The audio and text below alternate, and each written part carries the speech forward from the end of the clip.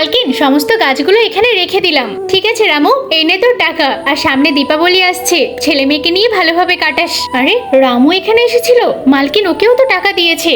এই নে, তোকে টাকা দেওয়ার জন্য আমি ডাকতাম। তাহলে তুই বাড়ি চলে যা, কালকে আবার আসবি।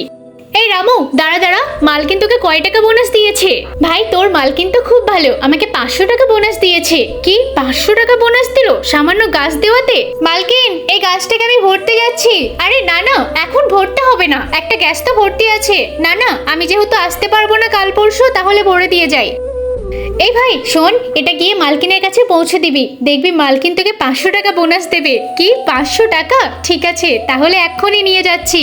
আমাদের মালকিন খুব দয়ালু, সবাইকেই টাকা দেয়। ঠিক আছে, আমি তাহলে গ্যাসটা নিয়ে যাচ্ছি, তুই তাড়াতাড়ি আমার গাড়িতে তুলে দে। আমি একাই নিয়ে যাচ্ছি, তুই বরং আমার পিছু পিছু আয়। মালকিন, রামু এই গ্যাসটা পাঠিয়ে দিল। ও ঠিক আছে, ভালোই হয়েছে। আরে মালকিন তো আমাকে টাকা পয়সা কিছুই দিল না, ও যে বললো আমাকে টাকা দেবে। এই তুমি এখানে দাঁড়িয়ে কেন? যাও এখান থেকে। মালকিন ও আপনাকে গ্যাস এনে দিল, আপনি ওকে বোনাস দেবেন না? কিন্তু তার আগে কোনটা তোমার কাছে বেশি দামি, এক বস্তা টাকা নাকি মা বাবা? যদি মা বাবা হয় তাহলে ভিডিওতে একটি লাইক করে চ্যানেলটিকে সাবস্ক্রাইব করে দাও, আর যদি না করো তাহলে আমি ভেবে নেবো তুমি মা বাবাকে একদম ভালোবাসো না।